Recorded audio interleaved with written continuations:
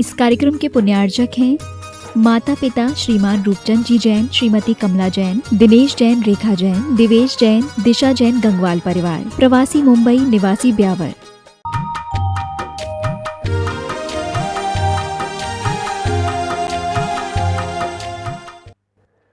जिनेंद्र भगवान की वाणी जग की कल्याणी होती है और उस वाणी के माध्यम से हम अपने भीतर की उस सोई हुई शक्ति को जगाकर कल्याण कर लेते हैं। प्रतिदिन इस समय अपन आचार्य पूज्यपाद स्वामी की एक एक दो दो कारिकाओं के माध्यम से अपने उस भीतर में सोए हुए शेर को जगाने का प्रयास करते हैं। जो त्रियोट शुद्धि के हेतु त्रयागम के कर्ता थे हैं ऐसे आचार्य पूज्यपाद बहुश्रुतज्ञ, जिन्होंने मन की शुद्धि के लिए हमें इष्टोपदेश, समाधि तंत्र, 10 भक्तियाँ आदि उन्होंने अपन को दिए। तो वचन की शुद्धि के लिए उन्होंने जिनेंद्र व्याकरण जैसा महान वृहद व्याकरण का ग्रंथ दिया और उन्हीं आचार्य पूज्यपाद स्वामी ने हमारी काय की शुद्धि के लिए, अभी स्वास्थ्य शिविर चल रहा है ना आपका, तो इसलिए काय की शुद्धि के लिए भी उन्होंने आयुर्वेद शास्त्र की रचना करके हमारे ऊपर बड़ा उपकार किया। इस प्रकार से वह न केवल मन के ही यानी अध्यात्म से ही ओतप्रोत नहीं, अपितु अध्यात्म के साथ साथ में वचन व्याकरण के भी बहुत बड़े ज्ञाता और शारीरिक संरचना या शारीरिक जो है जानकारी उन्हें बहुत थी। ऐसे आचार्य पूज्यपाद स्वामी की एक एक कारिका के माध्यम से अपन आगे बढ़ रहे हैं और अंतिम उपसंहार के रूप में आ गए। कल अपन ने 2 कारिकाओं के माध्यम से जाना था कि एक कारिका में जब पतित से हम पावन बन रहे हैं या मरण के बाद जब यह शरीर नहीं रहता तो उसकी आत्मा की उपस्थिति की क्या बात करते हैं, तब उन्होंने उदाहरण देते हुए कहा कि जैसे स्वप्न में कोई व्यक्ति मरा और उसने किसी व्यक्ति को मरते हुए देखा, अब जागृत अवस्था में भी उसने मरते हुए देखा, तो बोले दोनों में कोई फर्क है क्या? वास्तव में उनमें विपर्यासा विशेषता है, उनमें किसी प्रकार का कोई विपर्यास या किसी प्रकार का कोई विरोध नहीं है, वह दोनों एक ही समान हैं। जैसे जागते हुए व्यक्ति का मरण है वैसे ही स्वप्न में भी मरण, हमने उदाहरण भी दिया। और फिर जो कारिका 102 नंबर की कारिका थी उसमें तो उन्होंने बहुत ही सुंदर शब्दों में कहा, अदुख भावितम ज्ञानम दुख सन्निधोच्यते तस्माद यथा बलम दुखेर आत्मानम भावेन मुनि। इसलिए पुरुषार्थ पूर्वक हमें उस में भावना करनी चाहिए। किसमें? दुख में, कष्टों में। समझ में आ रहा है? कष्ट से घबराओ नहीं। एक बचपन में एक भजन सुना था, दुख से नहीं घबराओ मेरे साथी, दुख जीवन में मानव का श्रृंगार है, दुख जीवन में मानव का श्रृंगार है। ये जब सती अंजना और सीता पर कोई विपत्तियां आई तो उन लोगों ने यही कहा कि नहीं, ये तो हमारा श्रृंगार है। बस इसी प्रकार से यदि ज्ञान को टिकाना चाहते हो, क्योंकि स्वाध्याय को परम तप कहा गया है, सुन रहे हो अन्ना जी, लेकिन ये मत भूलना, लेकिन वो स्वाध्याय परम तप तब है जब आप तप करेंगे, यानी तप के बिना स्वाध्याय होता ही नहीं। क्या बोला हमने? तप के बिना स्वाध्याय होता ही नहीं। स्वाध्याय परम तप है। एक जगह नहीं, 4 जगह हमने इसमें लिखवा दिया आपके श्रुत भंडार, आर्य नंदी श्रुत भंडार में। लेकिन तप के द्वारा वह स्वाध्याय, परम तप जिसमें है वो स्वाध्याय है। यहाँ पर केवल मात्र अपन किताबी ज्ञान से मतलब नहीं है, थोड़ी सी मूड पे पड़ी और हाय तौबा मचाने लग गए, वो तो नहीं होगा ना। इसलिए यहाँ पर, इसलिए आचार्यों ने कहा, बचपन में एक सुट्टी आती थी जब विद्यालय में पढ़ते थे कि विद्यार्थी न है कुतो सुखम और सुखार्थी न है कुतो विद्या। विद्यार्थी ने कुतो सुखम और सुखार्थी न है कुतो विद्या। विद्यार्थी न है त्यजो सुखम और सुखार्थी न है त्यजो विद्या। जो सुख में रहता है वो विद्या को त्यज देता है, और जो विद्यार्थी है वो कभी सुख की अपेक्षा करता नहीं। यदि सुखी रहेंगे तो वह स्वाध्याय में भी नहीं कर पाएगा। इसलिए सच्चा सुख तभी है। आगे जैसे जैसे हम ऊपर की ओर बढ़ते चले जाते हैं, भले ही वहां पर उपसर्ग नहीं है, उपसर्ग तो नीचे ही है, लेकिन जब तक हमारी माली श्रेणी आरोहण नहीं होता, तो वह श्रेणी आरोहण कब हुआ? जब आप 6वें 7वें में शुभ उपयोग में थे। शुभ के माध्यम से ही शुद्ध में पहुंचा जा सकता है ना, बिना शुभ के माध्यम से शुद्ध में तो नहीं पहुंचेंगे। इसलिए वहां पर भी हमें इस शरीर का त्याग करके, इस शरीर के मोह का त्याग करके अपने आत्मा की ओर दृष्टि रखना चाहिए। क्योंकि संतों ने कहा कि दुख को मात्र सहना ही नहीं है, दुख को जीतना है। कष्टों को सहना और कष्टों को जीतना बहुत अंतर है। समझ में आ रहा है?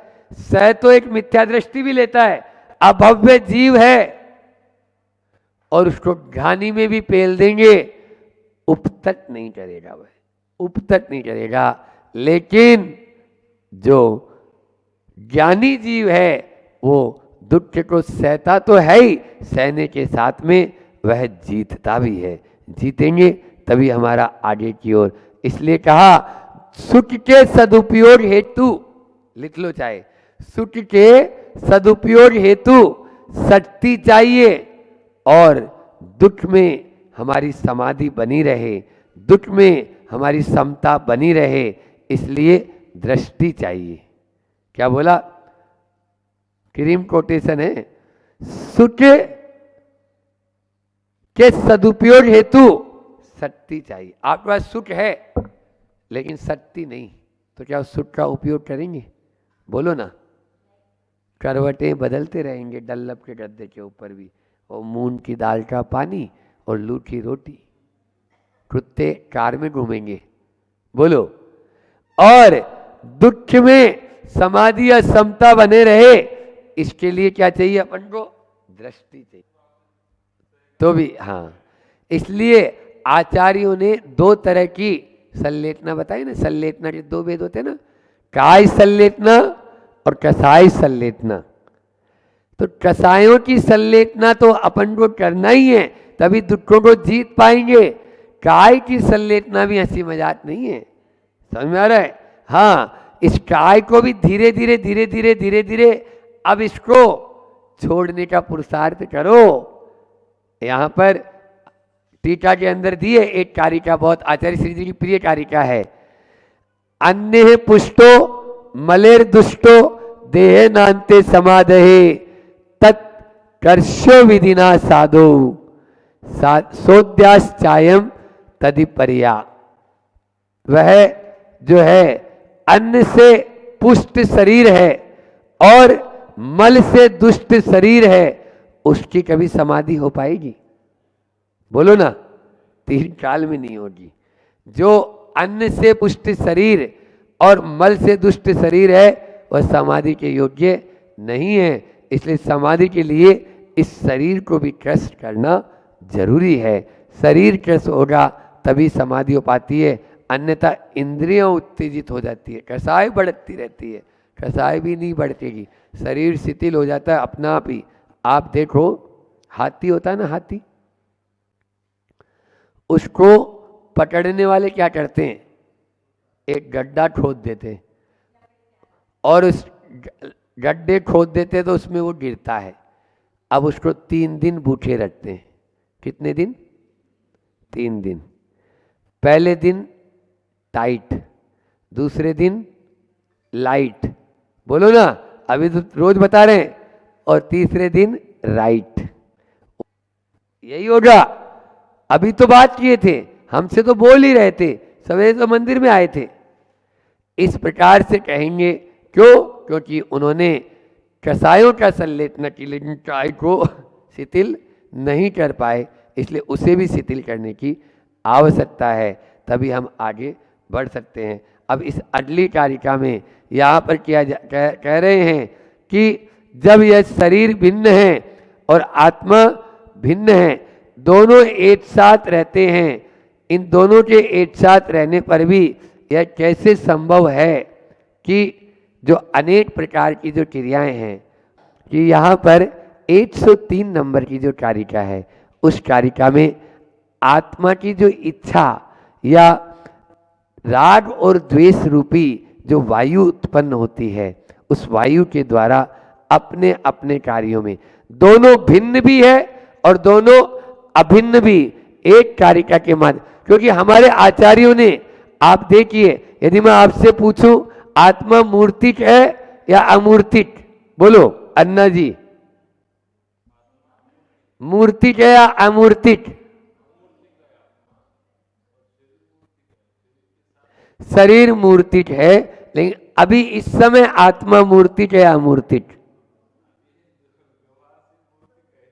हाँ, बहुत बढ़िया, अच्छा उत्तर दिया है आपने कि अभी वह कर्मों का संश्लेष है ना, कर्मों के संश्लेष के कारण वह मूर्तिक कहलाती है। इसलिए अनेकांत जहां होता है वहां कोई विवाद होता ही नहीं है, और जहां एकांत होता है वहां विवाद ही विवाद चलता रहता है। यहाँ पर भी अनेकांत की बात करते हुए आचार्य पूज्यपाद स्वामी क्या कह रहे हैं, 103 नंबर की कारिका का अपन पहले उच्चारण करते, फिर उसके बाद में उसका अर्थ भी देते हैं। प्रयत्नादात्मनो वायु रिच्छा द्वेष प्रवर्तितात् वायो शरीर यंत्राणि वर्तन्ते स्वेषु कर्मसु। यहाँ कह रहे हैं आत्मन है, आत्मा के इच्छा द्वेष प्रवर्तितात्, इच्छा और द्वेष से होने वाले, प्रयत्नात्, प्रयत्न से वायु, वायु चलती है, और वायु, उस वायु से शरीर यंत्राणी, शरीर के यंत्र, स्वेषु कर्मेषु, अपने अपने कार्यों में वर्तन्ते, वर्तने लग जाते हैं। यानी आत्मा का वह अंदर से जो परिणति होती है, परिणाम होते हैं, उन परिणामों के माध्यम से जब शरीर में इच्छा उत्पन्न होती है, और वह इच्छा क्या है, वायु है, हवा है। दो चीज होती है, एक होता है योग और एक होता है उपयोग। एक होता है योग और एक होता है उपयोग। मन, वचन और काय, ये क्या है, योग, और यह योग वायु कहलाता है। हमारे जितनी भी जो मन वचन काय की प्रवृत्ति होती है वह हवा का काम करती है। आप लोगों ने सुना होगा 24 थाना में भी कि एक दीवार पर जैसे ग्रीस लगी हुई है, योग और कसाय, ये दो चीज है ना। तो जितनी तेज हमारी मन वचन काय की प्रवृत्ति होगी उतनी ही कर्मों की हवा चलेगी, ठीक है ना। और सामने क्या है, ग्रीस या गोंद लगा हुआ है, ये है कसाय। क्या है, कसाय। अब वहां पर वो जैसी गोंद है, समझ आ रहा है, तो ये इसमें अपने पर, इसलिए ये उपयोग, आत्मा की परिणमन शक्ति, आत्मा का परिणाम कैसा है, उस समय शुद्ध है, शुभ है, अशुभ है। यदि जैसा हमारा उपयोग होगा वैसा ही बंद होगा। हवा तो चलेगी, हवा को तो नहीं रोकेंगे, लेकिन हम कसायों को इसीलिए 10वें गुण स्थान में सूक्ष्म सांप्राय हो गया जड़ा।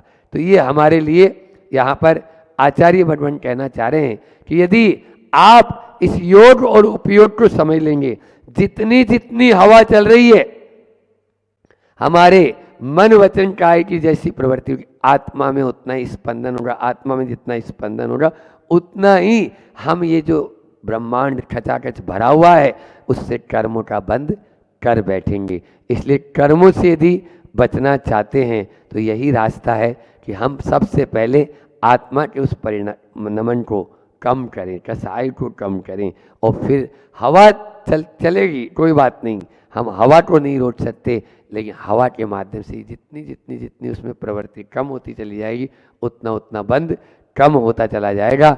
इसलिए यहाँ पर आचार्य भगवंत ने इस कारिका के माध्यम से बहुत अच्छी बात कही है। इसका पद्यानुवाद देखते हैं। विद्वेष राग करता यह जो ही जीवे, त्यों ही चले पवन भी तन में अतीव। और वायु से सकल अंग उपांग सारे, होते स्वकार्य रत नोकर से विचारे। अब वो क्या करे, आपने यदि शुभ राग किया तो शुभ वर्णाएं आपसे आके बन जाएगी, शुभ कर्म बन जाएंगे, और अशुभ किया तो वो तो नोकर है।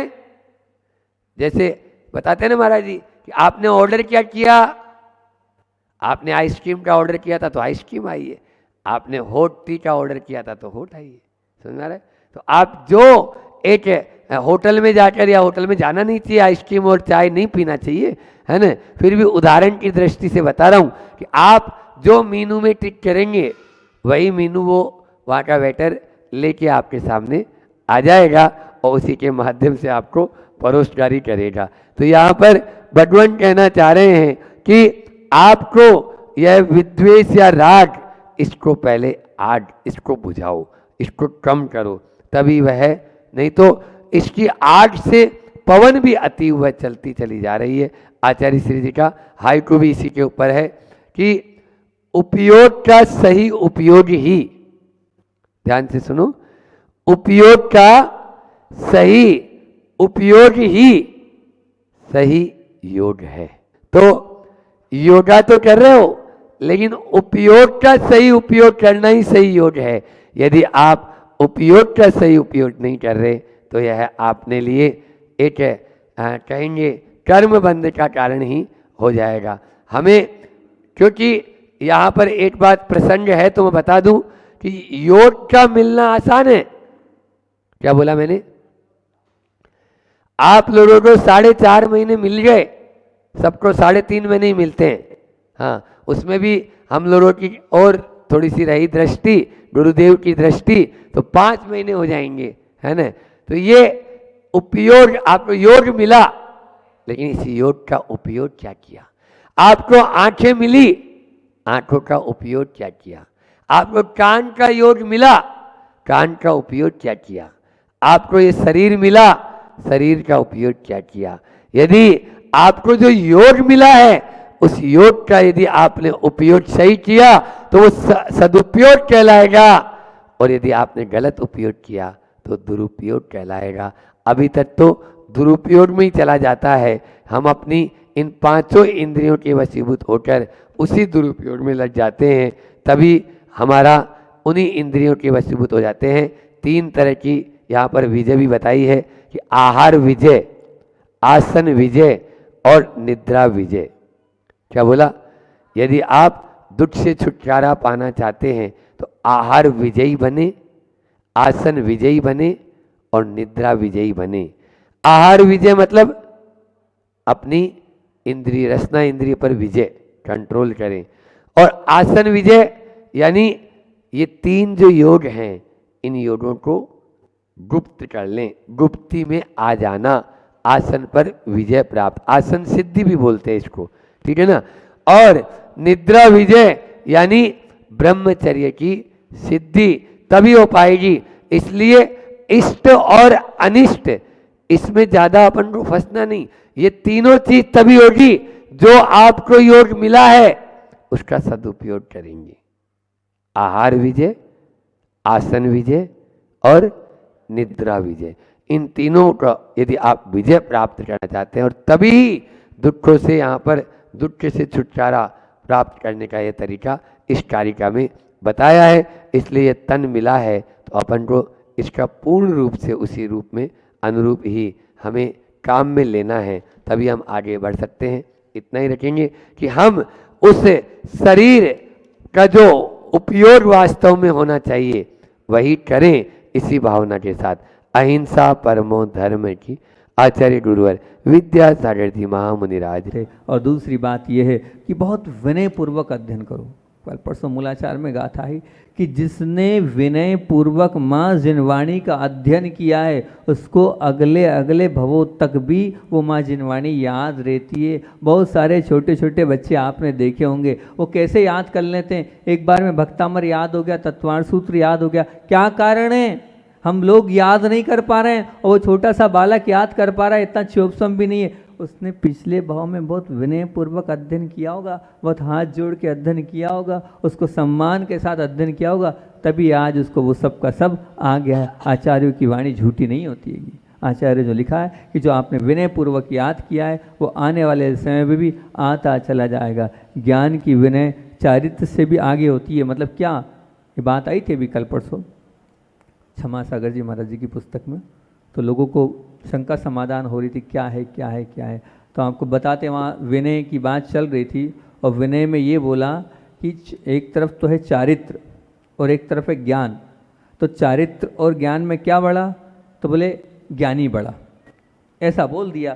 तो हमारे वाडेकर सर, उनको शंका हो गई, महाराज जी कैसी बात कर दी। अब आपके पास चारित्र है मान लीजिए और किसी के पास ज्ञान है और वो चतुर्थ गुण स्थानवर्ती। तो मैंने कहा भैया वहाँ क्या चर्चा चल रही, बेस देखो, वहाँ बेस काय का है, वहाँ आपस में चारित्र की बात चल रही है। मुनि मुनि है और मुनि मुनि होने के बाद आपस में भले वो मुनि जो है बड़ा है, लेकिन छोटे के पास अगर ज्ञान है तो छोटे के पास ज्ञान होने के बाद उसको वहाँ पर विनय करना चाहिए। ज्ञानी की विनय वहाँ ये कहा गया है। श्रावक की और हमें एक गुणस्थान वर्ती की वहाँ बात करी, लेकिन आप उल्टा ले लेते हो। क्या लिखा है? ज्ञानी की विनय, मतलब चारित्र वाला ज्ञानी की विनय करेगा। नहीं, देखो ये तो क्या कर रहे हो आप, कुतर्क कर रहे हो। आपको पूरा आगे पीछे बेस देखना चाहिए, समझना चाहिए। उसके बाद एक उसमें बहुत अच्छा संस्मरणीय आया था कि आचार्य ज्ञान सागर जी महाराज जी, बहुत अच्छा, और आचार्य धर्म सागर जी महाराज जी, हाँ आचार्य धर्म सागर जी महाराज जी, आचार्य ज्ञान सागर जी महाराज जी और आचार्य धर्म सागर जी महाराज जी का एक बार मिलन हुआ। जब मिलन हुआ आचार्य ज्ञान सागर जी और धर्म सागर जी का, तो जब वो बैठने के लिए उन्होंने बोला कि आप बैठो, तो उन्होंने कहा आप बैठो। तो धर्म सागर जी बोलते हैं आप ज्ञान में तपोवृद्ध हैं। तो ज्ञान सागर जी बोलते हैं आप तप में तपोवृद्ध हैं, आपकी दीक्षा में आप बड़े हैं, मेरी दीक्षा अभी हुई है। बोले नहीं वो कुछ भी हो, लेकिन आपके पास अपार ज्ञान है। दोनों आचार्य थे, पर वो कह रहे आपके पास ज्ञान अपार है। अब छोटा सा सिंहासन, एक जना कोई बैठ सकता है, दोनों में बहुत चल रही है और वो पूरा जनता उस दृश्य को देख रहे, पहले आप बैठो, पहले आप बैठो, नहीं आपको बैठना है, मैं यहाँ बैठ जाता हूँ, उधर हटाता हूँ। फिर सब उस समस्या का निराकरण एक क्या, हटाओ सिंहासन, एक साथ एक पाटे बैठ जाते हैं।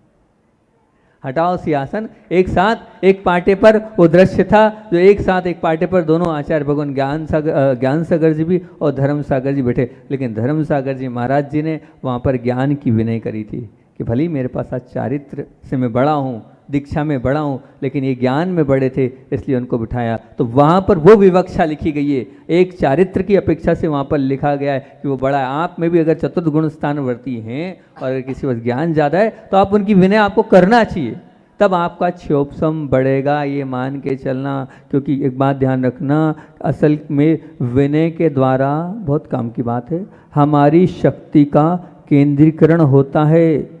क्या बोला?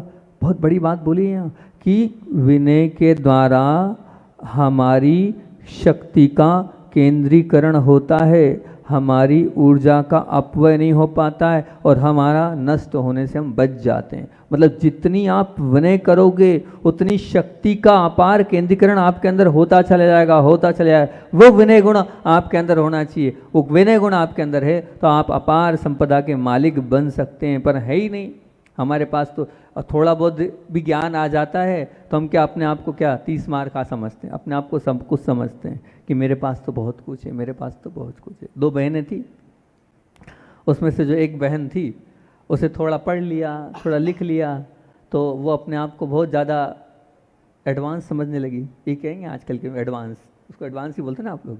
वो अपने आप को एडवांस समझने लगी और अपने आप को सब कुछ समझने लगी। उसे लगता है जितना मेरे पास है शायद ही किसी के पास होगा, और जो मैं जानती हूँ शायद ही कोई जानता होगा। और वास्तविकता में क्षयोपशम और ज्ञान होता है, और जब 10 लोगों के बीच में हम जवाब दे लेते हैं, हम बता लेते हैं, तो हमें यही लगता है हम ही सब कुछ है और बाकी सब लोग जीरो हैं। अब सब लोगों को चिंता हुई कि भैया इसका ज्ञान का अभिमान तो दिन पे दिन बढ़ता जा रहा है। तो एक बार उनकी जो परम मित्र ऐसे होने चाहिए, मित्र बनाना है तो ऐसे मित्र बनाओ जो समय समय पर सचेत करते रहे, बताते रहे, सच्चे मित्र होना चाहिए। बस अपने दोनों की दोनों बहनें जा रही थी और एक नदी के किनारे पर बैठी, और एक नदी के किनारे पर बैठी जो दूसरी बहन थी उसने अंजुली में पानी लिया और पानी में लिया, और पानी लेकर वो उस बहन ने क्या कहा, ये है, ये जितना पानी मेरे पास है उतना नदी के पास भी नहीं है, जितना पानी इस मेरी अंजुली में है इस नदी के पास भी नहीं है, अपार जल का भंडार मेरी अंजुली में है। वो दूसरी बहन हंसने लगी, कैसी बात करती है बहन, उसी से पानी लिया तूने और तेरे पास क्या पानी है, भी वो बूंद बूंद करके गिर जाएगा वो तेरा पानी, और वो नदी वो भंडार है, और नदी को नहीं, तू तेरी अंजुली को क्या बोल रही है, भंडार है। तो बोले वो बिल्कुल ठीक बोल रही हूँ मैं, ये अंजुली में जितना पानी है उतना पानी मेरा सबसे बड़ा भंडार है पानी का। जब ये बात उस बहन ने बोली तो उसने उसको बोले बस मैं यही चाहती थी, तेरा मानना ये है ना कि नदी अपार भंडार है पानी वाली, ये अंजुली नहीं है। हाँ बोले बस इसी प्रकार जो तुझे ज्ञान का अभिमान हो गया, ज्ञान तो भी बहुत बड़ा है, तूने लिया कितना है, सागर जैसा है, ये नदी नहीं सागर जैसा ज्ञान है, आया क्या है तुम्हारे पास, लेकिन तुम अपने आप को सब कुछ मानने लगे हो। बिल्कुल होश उड़ गए कि हाँ ठीक है मैं अपने आप को सब कुछ मान रही हूँ। बोले मेरे अंजुली के लिए हंस रही हो और तुम अपने ज्ञान के लिए नहीं हंस रही हो। बात चल रही है हमें भगवान के बाजू में बैठना है, हमें भगवान बनना है, हमें तीर्थंकर बनना है। कैसे बने जाए, किस प्रकार से हम भगवान के बाजू में बैठ सकते हैं, तो अपनी दूसरी भावना चल रही है, कौन सी, विनय संपन्नता। उस पर अपन ने चर्चा प्रारंभ करी कि तीर्थंकर बनना है तो ज्ञान का बहुमान करना होगा, तीर्थंकर बनना है तो दर्शन को आधार मानना होगा, तीर्थंकर बनना है तो चारित्र को आचरण में लाना होगा, तीर्थंकर बनना है उपचार को सम्मान देना होगा, और तीर्थंकर बनना है तो तप को जीवन में उतारना होगा। इस पे चर्चा चली और कल अपन ने ज्ञान की बात करी थी कि जिसके पास ज्ञान है उससे ज्ञान प्राप्ति की प्यास होगी तो निश्चित वो ज्ञान की विनय होगी। जिसके पास ज्ञान है उसकी अनुमोदना होना चाहिए, उसकी आलोचना नहीं होना चाहिए। और जितना आप विनय पूर्वक ज्ञान को अर्जन करोगे अगले भाव में वो आपको बिना उसके याद आते चला जाएगा। और बात बहुत अच्छा बताया था हमने ज्ञान सागर जी और धर्म सागर जी का, वो कि ज्ञान और चारित्र, उसमें ज्ञान पूज्यता थी और ज्ञान सागर जी को सिंहासन पर बिठा रहे थे धर्म सागर जी महाराज जी, फिर दोनों एक आसन में। ये वाली बात भी आप लोगों के बीच में रखी थी। तो ज्ञानियों के प्रति अगर आपका जीवन समर्पित होगा, ज्ञानी के मुख से निकली बात अगर आपने स्वीकार कर ली तो मान के चलना आपका कल्याण होता चला जाएगा। बस उनको मानते चलें। और 8 अंगों की भी बात करी थी और ये कहा था ज्ञान की विनय तो वो है आप जो सुनो उसे क्या करो, जीवन में उतारो, उसका चिंतन करो और उसके नोट्स बनाओ, तब कहीं जाके ज्ञान की विनय हो पाएगी, तब कहीं जाके प्रथम विनय वाला जो अंग है। और विनय संपन्नता से तो मैंने बता ही दिया आपको, वो हमेशा याद रखना। संपन्नता क्या कहता है, रिचनेस। संपन्नता का मतलब क्या, बड़ा होना, पैसे वाला होना, संपन्न। तो बस जिसके पास विनय है वो इस जग का सबसे संपन्न व्यक्तित्व है। ये विनय संपन्नता की बात है। और दूसरी बात क्या है, दूसरी बात है तीर्थंकर बनना है तो दर्शन को आधार मानना होगा।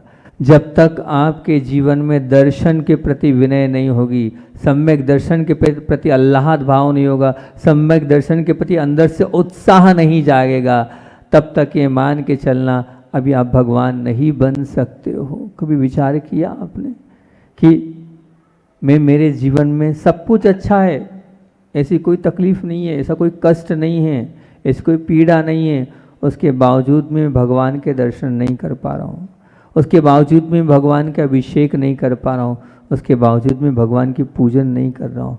बताओ कितनी बड़ी विडम्बना है। आपका सब कुछ अच्छा होने के बाद भी और आप अगर नहीं कर रहे हैं, उसका तात्पर्य ये है कि आप क्या कर रहे हैं, आप अंतराय कर्म को बांध रहे हैं। आने वाले समय में आपको जो मिला है वो नहीं मिलेगा, क्योंकि अभी आपने उपयोग ही नहीं किया। अभी मिला था और आपने उपयोग नहीं किया तो आगे आने वाले समय मिलना ही नहीं है। एक बात ध्यान रखना, अभिषेक और पूजन अगर छूट रहा है, कहीं आप बाहर जाते हो, मन में पीड़ा होती है क्या कि मेरे दर्शन छूट गए?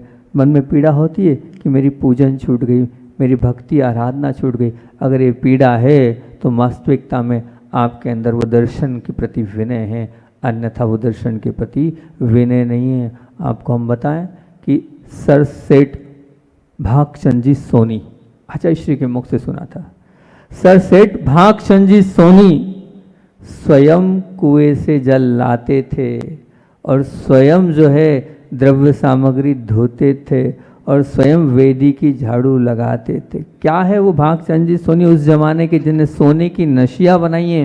वो कहते थे काम है मेरा, ये कर्तव्य मेरा, मैं नहीं करूँगा, क्यों? बाकी सब काम दूसरे करेंगे, लेकिन भगवान की भक्ति तो मुझे मेरे करना है, इससे मेरा शतिशय पुण्य। वो क्या कुएं से पानी खींचना है, इतना बड़ा व्यक्तित्व।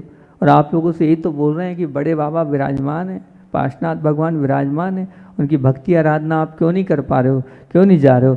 जाओ, जाकर वहाँ भक्ति कर। रविवार ही नहीं मानो, उसको एक अच्छे से मानकर एक सदस्य वहाँ जाए, प्रतिदिन भक्ति आराधना करेगा तो बहुत अच्छी बात है। वो पूजन, वो भक्ति, वो आराधना से जो अगाढ़ पुण्य बनता है, उस पुण्य के माध्यम से ही हमारा कल्याण होगा, ये बात निश्चित मान के चलना। अगर पूजन छूट रही है तो अंदर वेदना होनी चाहिए कि छूट रही है। जो 9 देवता होते हैं, और सम्यक दर्शन को 10वां देवता मानो आप, सम्यक दर्शन को 10वां देवता मानो। उस सम्यक दर्शन के प्रति आपके अंदर उत्साह होना चाहिए कि नहीं, कुछ भी हो जाए इस सम्यक दर्शन मेरा नहीं छूटना चाहिए। प्रथम प्रतिमा का अर्थ समझते हो क्या है? प्रथम कुल प्रतिमाएं कितनी होती है? 11 प्रतिमा होती है। उसमें पहली प्रतिमा कौन सी है? बस भगवान के दर्शन के बिना मैं अन्य जल को ग्रहण नहीं करूँगा। वास्तविकता में दर्शन विनय है तो अब हो गई आप लोगों की उम्र, ये नियम ले लो कि चाहे जो हो जाएगा, भगवान के दर्शन के बिना मैं अन्न जल नहीं ग्रहण करूँगा। अगर ये हो जाएगा तो सही मायने में आप दर्शन विनय कर पा रहे हैं। सबको भगवान बनना है, और भगवान बनने के तरीके में दूसरे नंबर पे यही हैगा, क्या हैगा? तीर्थंकर बनना है तो क्या करना होगा? दर्शन को आधार मानना होगा। मतलब क्या है? दर्शन को हमने आधार है, ये भगवान बनने का आधार क्या है? वो दर्शन। दर्शन मतलब क्या? देव शास्त्र गुरु पर आगाढ़ श्रद्धान होना चाहिए, जरा सी बात में फिसलना नहीं है हमें, और भगवान के प्रति आगाढ़ श्रद्धा रखना है। और इतना ही नहीं, अपने प्रति नहीं, जीव मात्र के प्रति वो भाव होना चाहिए। बार बार मुझे वो याद आती है बात, आचार्य भगवान की वो बात आप लोगों के बीच में रख देता हूँ, रखी भी एक आध बार तो रखी दी होगी यहाँ पर, लेकिन वो याद आ जाती है। सम्यक दर्शन का जब प्रकरण चालू रहता है, पूज्य गुरुदेव के साथ हम एक स्थान से गुजर रहे थे, वो जंगली एरिया था, और उस जंगली एरिया से हम निकल रहे थे, और उस स्थान से जब हम निकल रहे थे तो सैकड़ों वहाँ पर आदिवासी लोग नमोस्तु नमोस्तु नमोस्तु तो नहीं कर रहे थे, बस हाथ जोड़ रहे थे। कोई ऐसा कर रहा था, कोई ऐसे बैठ रहे थे, बहुत सारे लोग नमन करते जा रहे करते जा रहे करते जा रहे, और आचार्य श्री जी पीछे पीछे, हम बस चलते जा रहे चलते जा रहे। आचार्य श्री मुस्कुराते हुए सबको देखते जा रहे, आगे बढ़ते जा रहे। ये दृश्य, ये काफिला आगे बढ़ता चला जा रहा है। अब जब शाम को हम लोग पहुँचे अपने गंतव्य स्थल पर, जब वहाँ बैठे तो आचार्य भगवान ने, मैं भी था, विशाल सागर जी थे और धवल सागर जी थे, और बात है छत्तीसगढ़ जगदलपुर हम जब जा रहे थे उस समय की वो बात है। तो आचार्य श्री जी ने पूछा हम लोगों से कि क्यों वो लोग, जब आज देखा आपने कितने सारे लोगों ने दर्शन किए, कितनी भक्ति भाव से वो नमन कर रहे थे। तो आचार्य श्री जी ने पूछा, बताओ वो जब आपके हाथ जोड़ रहे थे तब आपके क्या भाव हो रहे थे? तो किसी ने कुछ उत्तर दिया, किसी ने कुछ उत्तर दिया, पर आचार्य श्री जी का उत्तर ऐसा लाजवाब था, सोच भी नहीं सकते हो आप। और आप कहोगे निश्चित तौर से इस उत्तर को सुनने के बाद कि निश्चित तौर से जिनकी ऐसी भावना है उनको तो आगे तीर्थंकर बनना ही पड़ेगा। उन्होंने आचार्य श्री जी ने क्या कहा? बोले मैंने जितने लोगों ने दर्शन किए सबको एक ही, सबको सम्यक दर्शन की प्राप्ति हो, सबको सम्यक दर्शन की प्राप्ति हो, सबको सम्यक दर्शन की प्राप्ति हो। मेरा सम्यक तो रहे अजर अमर, लेकिन मेरे साथ में जो हैं उन सब का सम्यक अजर अमर रहे। ऐसी विशुद्ध, ऐसी प्रबल भावना आपको रखना चाहिए। मैं तो नहीं डूबूंगा, लेकिन साथ में जो दूसरे लोग हैं उनको भी, उनका भी कल्याण करूं।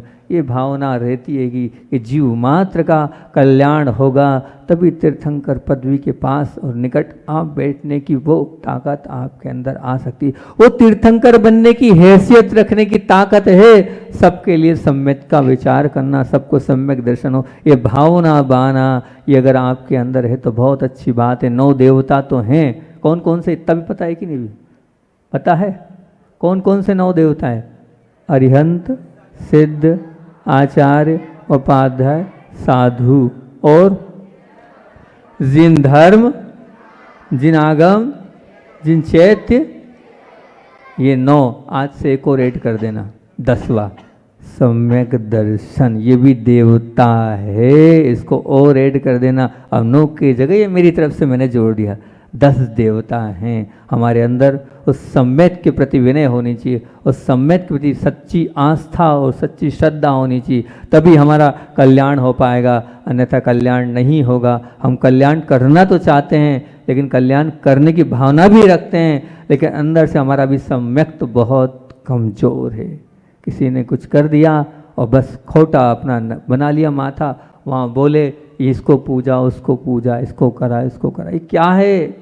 कैसे हमारा सम्यक निर्मल हो पाएगा? अभी हम सम्यक दृष्टि ही नहीं है। जब हम सम्यक दृष्टि ही नहीं है तो फिर बताओ तो सही, आप आगे कैसे बढ़ोगे? पहली कक्षा में ही आपने अभी हाल बैठ तो रहे हो, लेकिन फेल हो रहे हो।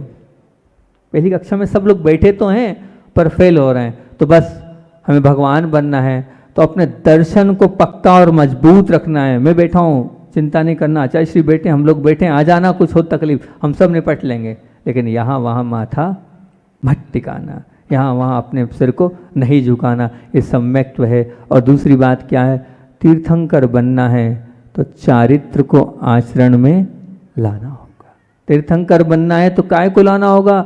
चारित्र। क्या चारित्र? हम चारित्र नहीं पाल पा रहे, कोई बात नहीं, नहीं पाल पा रहे हो, बहुत अच्छी बात है, लेकिन जिन महान आत्माओं ने चारित्र को पाया है उनकी विनय करो। जिन महान आत्माओं ने चारित्र को अपने जीवन में उतारा है उनके चारित्र को पढ़ तो सकते हो, उनके चारित्र को सुन तो सकते हो, उनके चारित्र को सुना तो सकते हो। हम नहीं पहचान पाएंगे कि हमारे अंदर क्या है, वो गुरु समझेंगे कि हमारे अंदर क्या है। वो गुरु के अंदर है वो अधिकार, आपके पास तो है, आपको नहीं मालूम आपके अंदर क्या पात्रता, बहुत कुछ करने की ताकत आपके अंदर है। इससे कम से कम हमारे जीवन में त्याग की भूमिका तो बनी रही है। लेकिन ध्यान रखना, इस चीज को इतने तक सीमित मत रखना। जैसे जैसे समय बढ़ते जाए उसकी समय सीमा को कम करते जाना और शाम तक का बना लेना कि नहीं, शाम के बाद हम जल को नहीं लेंगे। और ये धारणा निकाल देना कि क्या होगा हमारे शरीर का, कुछ नहीं होगा। महाराज 24 घंटे में एक बार लेते हैं, उनका भी चल रहा है कि नहीं, तो बस हमारा भी चल जाएगा। ऐसा आपसे ज़्यादा बोलते हैं ऐसा नहीं है, महाराज लोग प्रवचन भी करते हैं, मेहनत भी करते हैं और पहाड़ पर भी जाते, फिर भी चल रहा है ना एक बार में 24 घंटे में, फिर क्या बात है, आपका भी चलेगा। अपार शक्ति आपके अंदर है, हमारे को खुद को जागृत करना है तो अपने आप सब होता चलेगा, सबका भला हो, इसी भावना से बोलिए आचार्य भगवान विद्यासागर जी महामुनि राज की।